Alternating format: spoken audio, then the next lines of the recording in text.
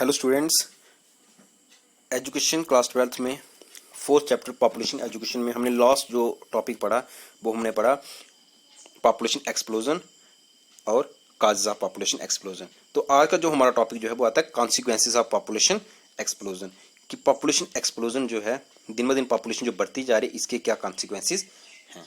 Last students में हमने पढ़ा था पॉपुलेशन का मीनिंग पढ़ा था, पॉपुलेशन एजुकेशन का मीनिंग पढ़ा था, उसके बाद हमने उसकी डेफिनेशंस पढ़ी थी, नीड्स, ऑब्जेक्टिव्स, इंपॉर्टेंस पढ़े थे, पॉपुलेशन एक्सप्लोजन का मीनिंग पढ़ा था, कॉजेज ऑफ पॉपुलेशन एक्सप्लोजन पढ़ा कि पॉपुलेशन एक्सप्लोजन क्या होता है।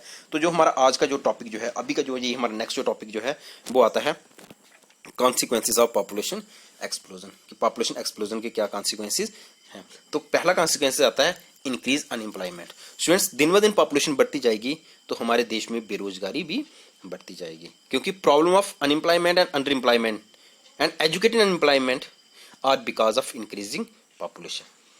देखो, पॉपुलेशन हमारी दिन ब दिन बढ़ती जा रही है, हमारे पास इतनी ज़्यादा जॉब्स नहीं है कि हम इस बढ़ती हुई जनसंख्या को वो जॉब्स प्रोवाइड करवा सकें, जिसके कारण क्या होगा, बेरोजगारी बढ़ी जाएगी और खासकर एजुकेटेड अनएम्प्लॉयमेंट।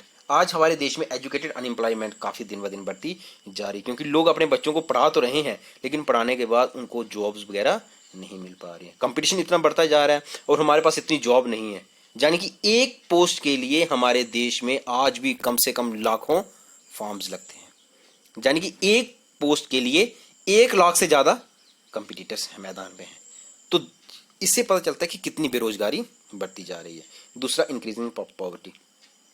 अगर बेरोजगारी बढ़ेगी तो क्या होगा, गरीबी भी बढ़ेगी, क्योंकि लोगों के पास जॉब नहीं होगी, लोगों के पास इतना काम नहीं होगा तो बेरोजगारी बढ़ती जाएगी। तो रैपिड ग्रोथ ऑफ पॉपुलेशन जो है ये एक मेन काजेज माना जाता है पॉवर्टी को बढ़ाने का, क्योंकि जितने भी हमारे डेवलपमेंट प्रोग्राम जो हैं जो हमारी गवर्नमेंट द्वारा चलाए जा रहे हैं वो सब फेल हो जाएंगे। किसकी वजह से? पॉवर्टी की वजह से और पॉपुलेशन ग्रोथ की वजह से। उसके बाद शॉर्टेज ऑफ फूड।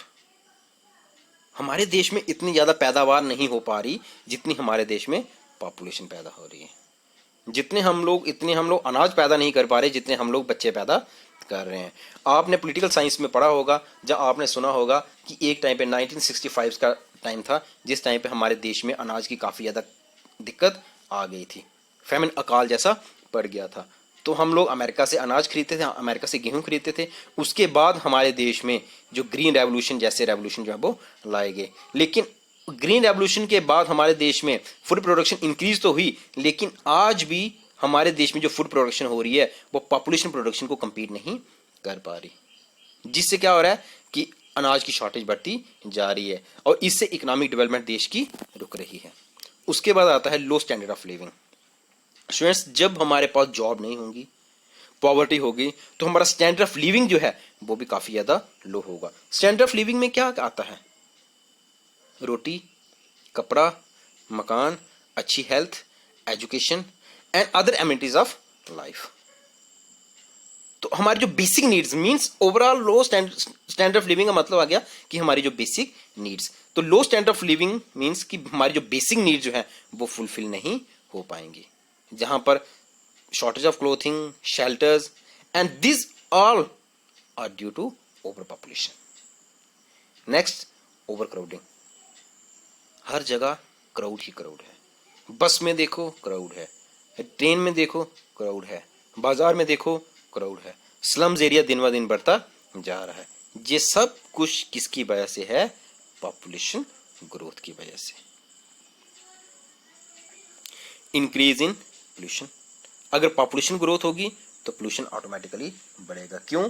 क्योंकि देखिए, हमारे देश का जियोग्राफिकल एरिया जो है वो तो नहीं बढ़ रहा है ना, वो तो उतना ही होगा और पॉपुलेशन दिन ब दिन बढ़ती जा रही है। जब पॉपुलेशन दिन ब दिन बढ़ती जा रही है तो उनके रहने के लिए घर चाहिए, जंगलों को काट रहे हैं। जो अदर जो नीड्स जो है उनको पूरा करने के लिए फैक्ट्रीज चाहिए, जंगलों को काट रहे हैं। सड़कें चाहिए, जंगलों को काट रहे हैं। स्कूल चाहिए, वो बनाने के लिए ज़मीन चाहिए। तो हर चीज़ों के लिए हमें जगह चाहिए। उसके बाद आज की हमारी जनसंख्या दिन ब दिन बढ़ रही है, उसके साथ साथ टेक्नोलॉजी बढ़ रही है, सोसाइटी एडवांस हो रही है, हमारी नीड्स बढ़ती जा रही हैं। हम लोग ऐसी ऐसी चीज़ें यूज़ कर रहे हैं जिससे क्या हो रहा है, पोल्यूशन बढ़ता जा रहा है। यानी कि ऑलमोस्ट देखा जाए, ओवरऑल इसका कंक्लूजन निकाला जाए तो क्या है, increasing population is degrading the environment. Air pollution बढ़ता जा रहा है, वाटर पोल्यूशन बढ़ता जा रहा है, सॉइल पोल्यूशन बढ़ता जा रहा है, और ये सारी चीजें इसके साथ साथ नॉइस जो है वो हमारे एनवायरनमेंट में ऐड होता जा रहा है, मीन्स नॉइस पोल्यूशन भी बढ़ता जा रहा है। इन्फ्लेशन, महंगाई, less production means high price of everything.